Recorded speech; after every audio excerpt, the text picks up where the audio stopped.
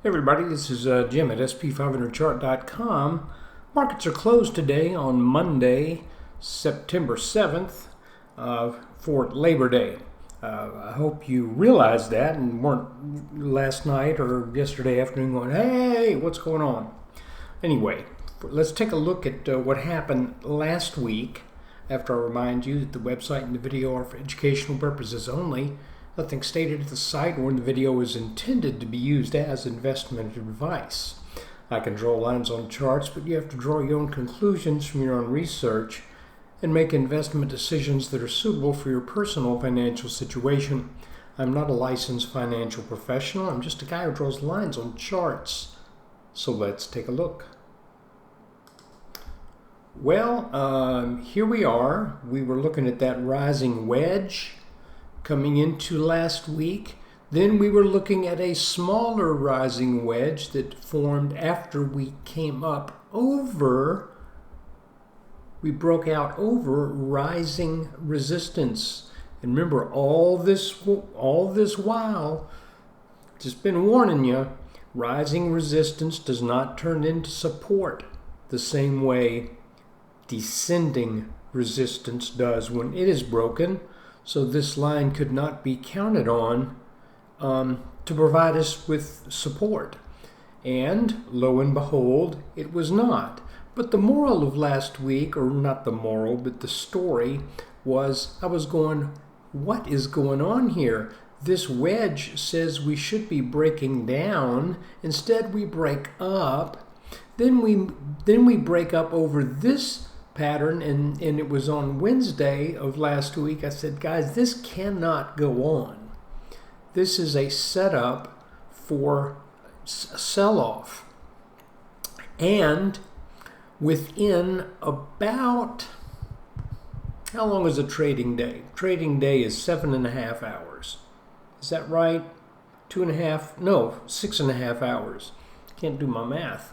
6.5 hours. So within 8 trading hours after making that observation, the S&P loses more than 6.5% from the top of Wednesday to the lows we saw on Friday.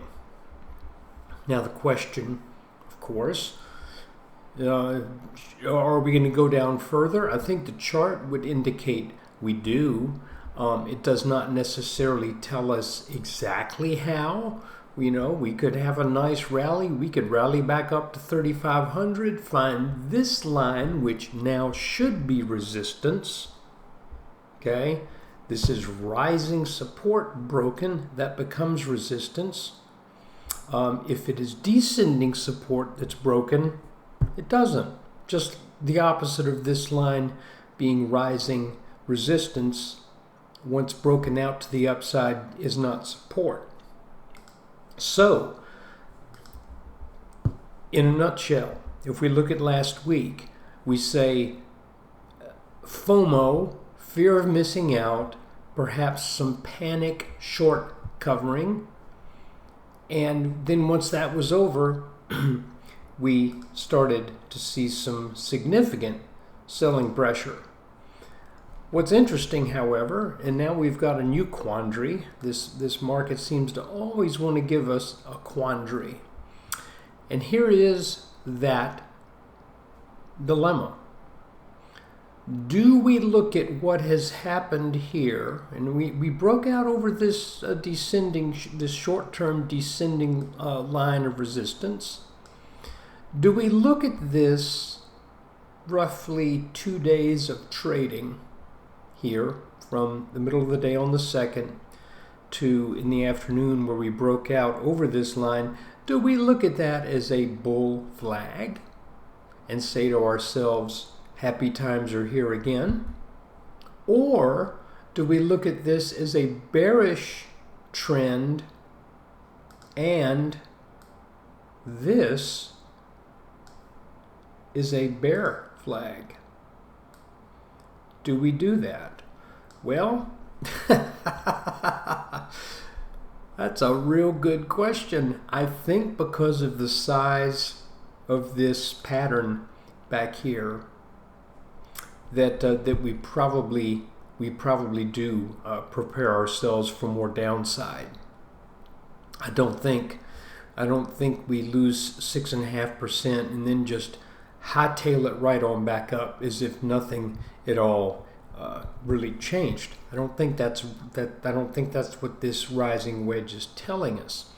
On the other hand, now playing devil's advocate, you could also look at the fact that we were going into a long weekend, of which this is the third day, and maybe some of what we saw from Thursday and Friday was just people saying, I am not willing to carry these positions over a long weekend. That's also a possibility. In the purest sense, however, I think the wisest course, and this is my hunch, is that this is a rising wedge.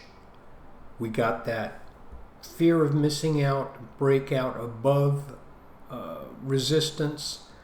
Now the rising wedge has shown its true colors. This line should be resistance going forward. And if we do rally, we rally up to this line and then see selling take over again. And then we try to figure out where we're going to find support. Will we find it at gap support here from that gap back in early August? Or do we find it from gap support here from that gap found on the first trading day of August, on the 3rd? Or do we keep on falling down until we test that extended neckline from our really big inverted head and shoulders pattern right here that got obliterated when coronavirus hit the news? I think if you take this rising wedge at face value, it started to form actually right around 3,000. So, I think the pressure that is built up in this wedge, unless I just don't see this becoming something else. But the pressure that's built up inside this wedge, absent a good support along the way, should want to take us down to about 3,000. But I just don't know that that's actually going to happen, because we've, we've got, what's a good way to put it? The market was primed originally before coronavirus for 38, right about 38.40. All the pieces were in place for that. Coronavirus disrupted that badly. But are we now back to sort of taking up where we left off? Have we gotten over the coronavirus thing? I don't know. But suffice it to say, I think the wise course is to be prepared for this line to be resistance, and then be prepared for some more significant selling at some point in the days and weeks ahead. So as far as the week went, I started the week off complaining that how could I be wrong so badly, because I was wrong all last week when we got over this line, and then it looked like I was just made really wrong when we broke out to an all-time closing high just under 3,600 really, and but then this happened. And oh, by the way, the news story was that this happened, that we started selling off because Anthony Fauci said something about baloney. That's total hogwash. You know as well as I that every day when the market goes up or when the market goes down, the people at the news sites and the newspapers, they're going to find, they can't just accept the fact that the markets rallied because they rallied, or they sold off because they sold off. They feel compelled for some reason to to come up with some, quote, reason why this happened. The reason this happened was because it was set up in the chart. And had the news that day been North Korea resumes nuclear tests, then they would have said the markets sold off because North Korea did nuclear tests. I'll just say one more quick thing before I leave you. I remember some years ago, I would watch Yahoo Finance, and the markets were down big in the morning. And this was when things were really volatile, probably 2010, 2011. And Yahoo ran this headline in the morning that said, markets down big on retail news. Around midday, the markets reversed hard and ran up to close significantly up for that day. Yahoo News. Now the headline read, markets rally on retail news. What does that tell you?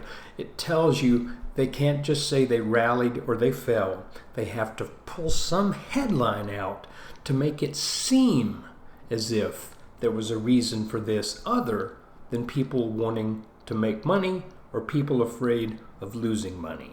So take that for what it's worth. But hey, there is your weekend review, a weekly review rather, for the week that ended September 4th, last Friday. Thanks for taking time out of your day to watch it. Hope you have a great Labor Day. Excuse me. And thanks for your support. Take care.